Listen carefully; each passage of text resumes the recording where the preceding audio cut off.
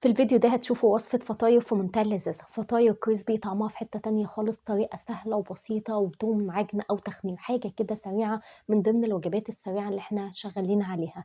أنا من الناس اللي بتشوف إن الأكل من الحاجات اللي بتغير المود جدا، فبحب إن أنا أعمل أكلة سهلة سريعة وكمان تغير مودي ويكون شكلها حلو. الوصفة دي أرشحها لكم بجدارة. بس قبل ما نبدأ، أهلا بيكم في ماما في الكيتشن. أنا إيمان نور. لو عجبكم الفيديو ما تنسوش لايك وشير واشتركوا في القناة وفعلوا الجرس علشان يوصل لكم كل جديد. ده ربع كيلو من صدور الفراخ قطعتها شاورما صوابع رفيعة، وهضيف عليها معلقتين صغيرين من بهارات الشاورما ونص معلقة صغيرة من الفلفل الأسمر وكمان عصرة ليمونة.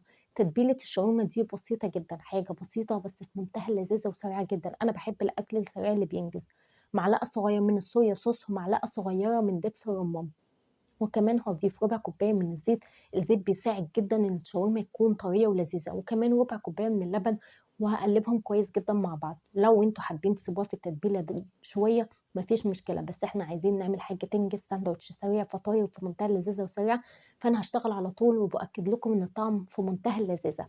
طاسة سخنة، لازم الطاسة تكون سخنة كويس جدًا، باوزّع الفراخ بالشكل ده وباسيبها ما باقلّبهاش إطلاقًا.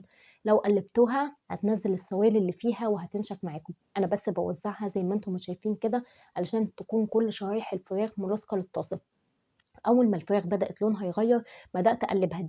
اللي نازل منها دي مش مَيّة، ده اللبن الصوصات اللي أنا ضفتها عليها. زي ما باقول لكم لو الطاسة كانت باردة والنار مش عالية، الفراخ هتنشف معاكم لإنها هتنزّل مَيّتها. بعد ما الفراخ بدأت تدخل في السِوَى ضِفت فلفل أصفر وفلفل أحمر، حابين تضيفوا فلفل حار، زيتون، مشروم، الإضافات اللي أنتم تحبوها. باستمر في التقليب لحد ما الخضار يبدأ في السِوَى. أنا مش باسوّيه سِوَى كامل وإن هو يكون مهوي، لأ، أنا باحب أسيبه فيه نسبة كده من القرمشة الخفيفة جدًا. بعد ما الفراخ استوت، أنا عيش السوري ده من الحاجات اللي باحبها جدًا في التلاجة عندي، لازم يكون موجود في الفريزر.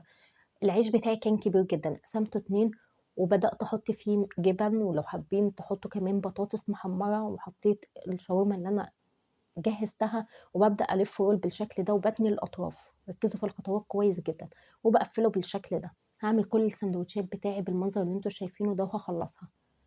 طريقة سهلة وبسيطة وهتحضّروا حاجة في منتهى اللذاذة. هابدأ دلوقتي أجهّز الصوص اللي أنا هاقفّل بيه الوجبة بتاعتي. دي ربع تِلت كوباية من اللبن، ضِفت عليها بيضاية، رشّة من الفلفل الأسمر، وهاقلّبهم كويس علشان البيضة تندمج كويس. وبعد كده هاضيف من معلقتين ل3 دقيق كبار على حسب ما تضبط القوام بتاعكم. أنا عايزاه يكون قوام كريمي، يكون مش سائل أوي وفي نفس الوقت مش تقيل أوي. حاجة وسط كده علشان نحط فيها الفطاير بتاعتنا، وفي نفس الوقت الطبقة الخارجية تثبت معانا. فأنا هابدأ دلوقتي، شايفين ده الجزء الخارجي من الفطاير، لازم تحاولوا إن أنتم تحطوا فيه شوية من السائل ده علشان لمّا ينزل في الزيت يتماسك. وبابدأ أحط الفطاير بتاعتي وأغطسها كويس جدًا في خليط الدقيق واللبن اللي أنا عملته ده، ولازم كلها تتغطس كويس جدًا وتوصل للسائل ده ليها في كل مكان علشان طبقة الكريسبي. أنا هاستخدم النهارده الكورن فليكس المطحون، لو حابين تستخدموا بقسماط دي على حسب الرغبة. الكورن فليكس بيعمل قرمشة عالية جدًا. شايفين أنا بالزق بالشكل ده، وما تقلقوش أنتم بتغطوا بطبقة الكورن فليكس دي، هتضغطوا فهتقفل معاكم، ومجرد ما تنزل الزيت هي هتقفل معاكم مش هتفتح إطلاقًا. مغلفة كويس جدًا زي ما أنتم شايفين من كل اتجاه بطبقة الكورن فليكس بالشكل ده. حاجة في منتهى اللذاذة والقرمشة، الناس اللي بتحب القرمشة الفطاير دي هتعجبهم جدًا. شايفين أنا باقفّل عليها كويس جدًا وباحاول أغلّفها كويس. هاعمل برضه كل الكمية بالشكل ده، وكده بعد ما خلصت. أظن الشكل واضح إن هو في منتهى الانبهار بصراحة.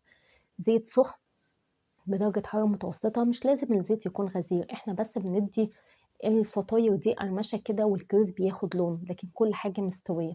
أنتم عارفين العيش السوري تقدروا تاكلوه كده أصلًا يعني. بعد ما تاخد اللون الدهبي باقلبها على الجهة التانية. مجرد إن هي تلوِّن باشيلها من الزيت وأصفّوها، مش بتكون شاربة زيت ما تقلقوش. يعني الطريقة سهلة وبسيطة في منتهى اللذاذة. لو حابين كمان تدخّلوها الفرن ما فيش أي مشكلة، حابين تعملوها في الair fryer يعني زي ما تحبوا.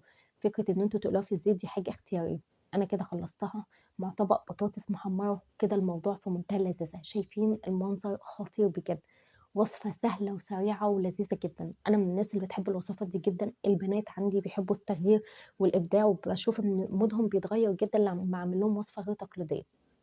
وأنا باحب جدًا أجرّب الوصفات الغير تقليدية. قولوا لي في التعليقات بتحبوا كده والّا أنتم من الناس اللي بتحبوا الأكل التقليدي وحابين إن أنا أكمّل لكم في الوصفات دي والّا لأ؟ تعالوا نفتحها بقى ونشوف العظمة. الريحة بجد يا جماعة تجنن، مبهرة، حاجة في منتهى اللذاذة. تتبيلة الشاورما خطيرة جدًا، إضافة الصويا صوص ودبس الرمان معاها حلوة جدًا. هنزادة ما ادتنيش فرصة أساسًا إن أنا أوريها لكم من كتر ما هي أنا عايزة أدوق، أنا عايزة أدوق. اديتها لها علشان أنا أكمّل معاكم. خطيرة.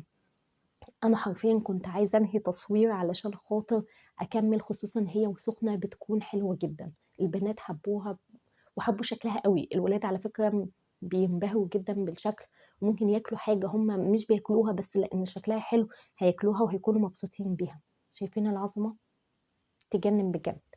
باتمنى الفيديو يكون عجبكم، وما تنسوش لو عجبكم الفيديو لايك وشير واشتركوا في القناة وفعلوا الجرس علشان يوصل لكم كل جديد. سلام عليكم.